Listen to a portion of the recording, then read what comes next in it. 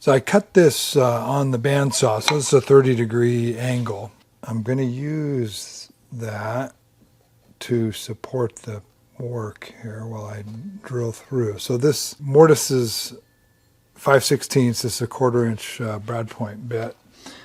So I'm being careful here, obviously, to line this up.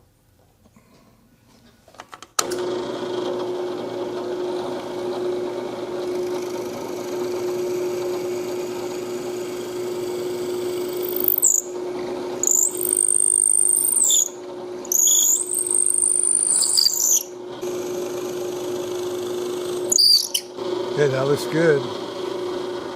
All right, these all look good. I'm evenly spaced on both sides of the mortise. Didn't get any tear out that went past my scribe lines. So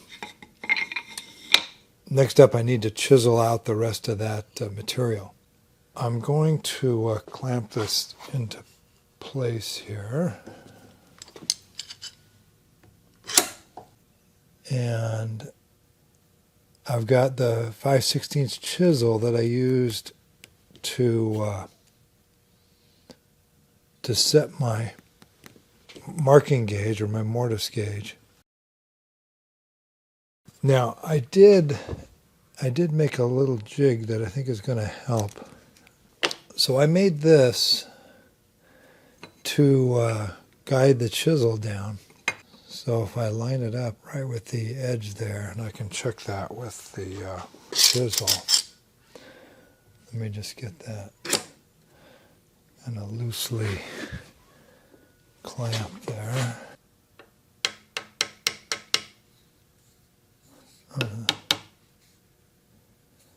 Okay, that looks good. Okay.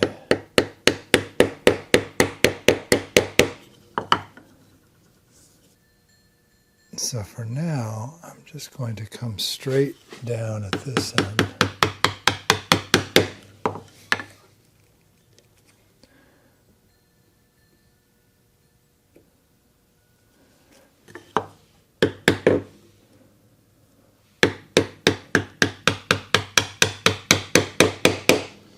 Okay, I'll continue cleaning that up, and then once I'm about halfway down, I'll come back from the other side.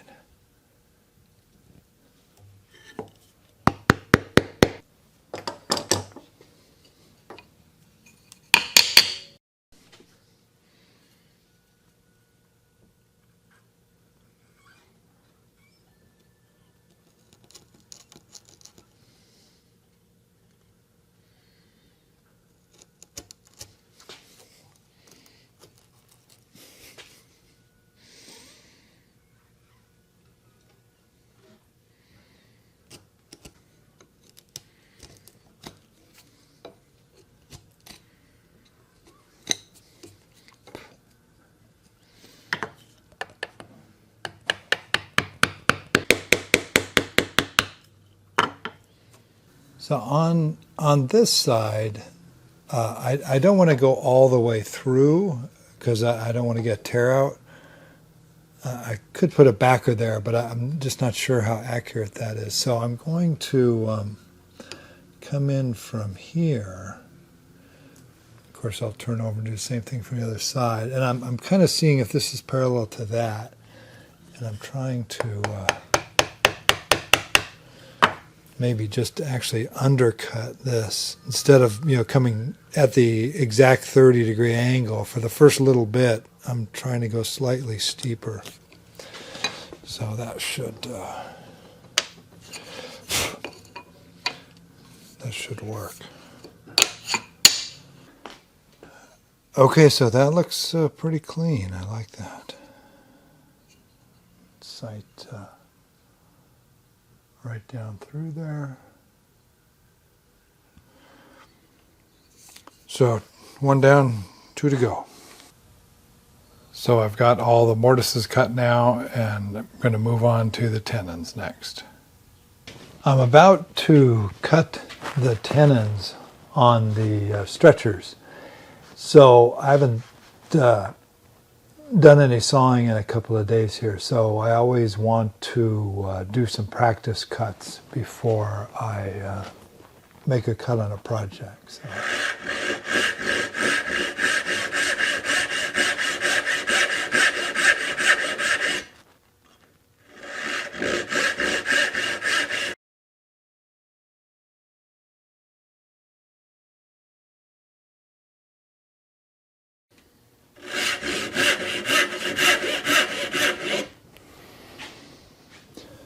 Okay, I'm going to start at the far end over here.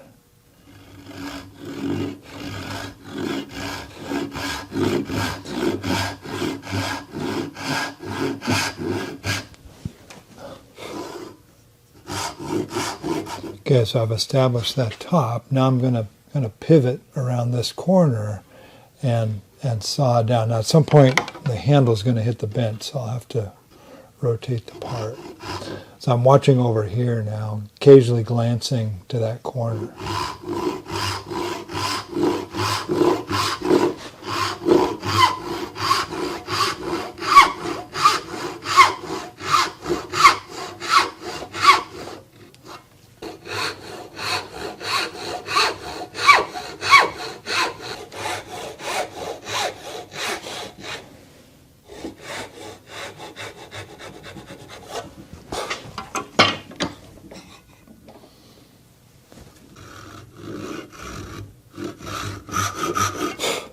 It's a little hard to see the line now because it's on the right side of the blade.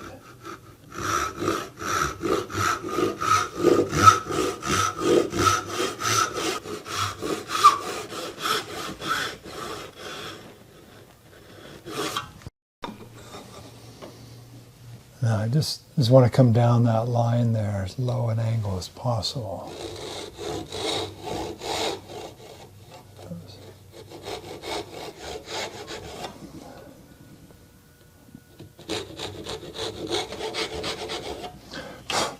Okay, now that I've established that, I want to come in like this, and I'm going to establish this baseline pretty much horizontal. So now I can just saw straight down. So I'm guided on that side by the line I just cut, guided on this side by my original line.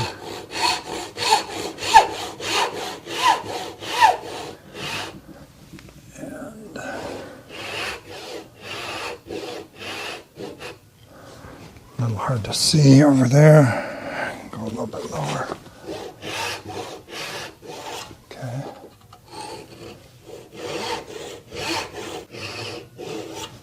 All right. Okay, I've got the cheeks cut. Now I'm going to cut the shoulder. So, you know, I knifed that fairly deep, so I should be able to just come in here now and create a little bit of a shoulder there.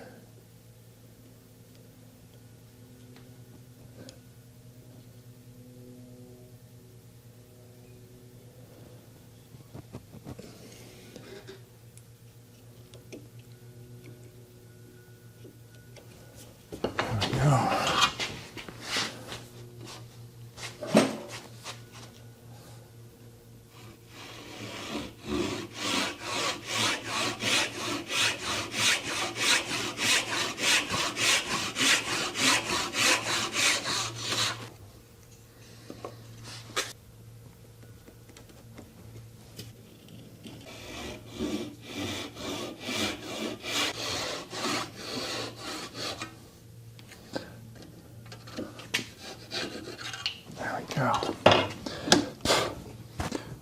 Okay, that's looking good. So I've got a planing stop here, and I wanted to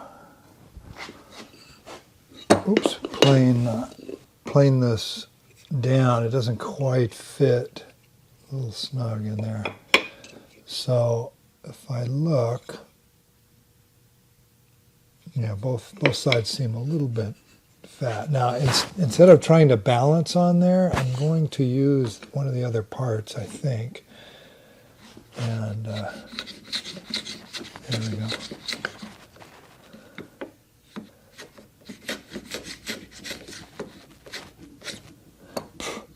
Just use that to kind of help guide things.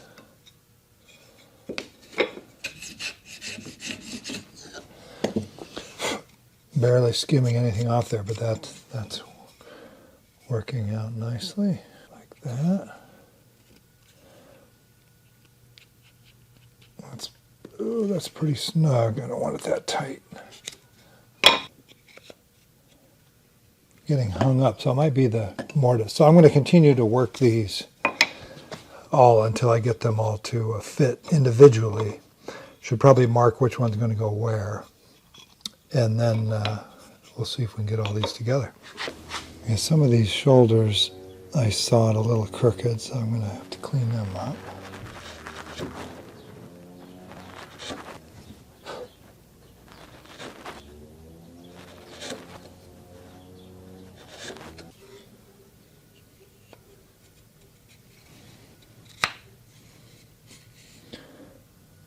Okay, that looks pretty good. A little gap there, but I can live with that. That'll be on the bottom. Okay, one down, two to go. Okay, these all fit individually. I numbered each joint.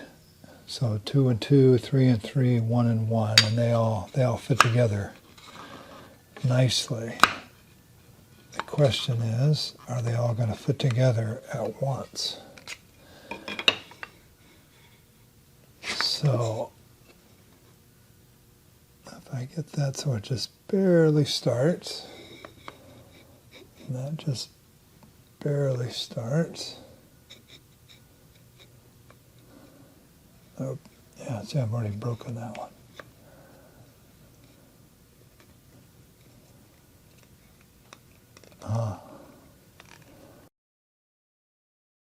Well, I finally got this together. It took a little finagling, so it's not completely together yet. But I want to kind of continue. I think if I just continue working this, yeah, it's just a matter of wiggling the right part. So I'm confident it's going to go together. I don't want to go any further because I know I'm going to have a hard time getting it back apart. Couple of things just I should note. In order to get it together, so I won't even try and take it apart right now, but I put each piece in individually and then noted where the tenon stuck out. I made a line there and I trimmed a little bit off the edge. I've kind of chamfered this or beveled this a little bit on each side just to give me a little more room to get in there. Other than that, that was about all I did. I did notice that one of these pieces broke, and now I can't even see where it is.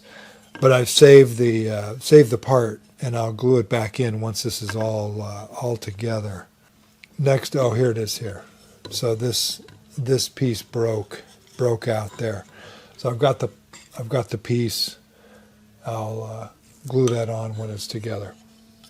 So far so good.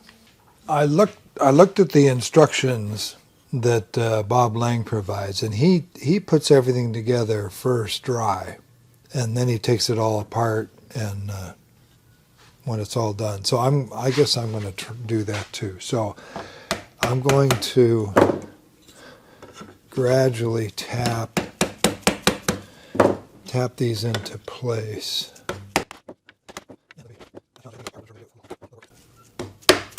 There we go. That's a good sound. Okay, that looks pretty good. Little gap there. Yeah, I'm not sure what's causing that, but anyway, it is what it is. So next, I move on to the seat.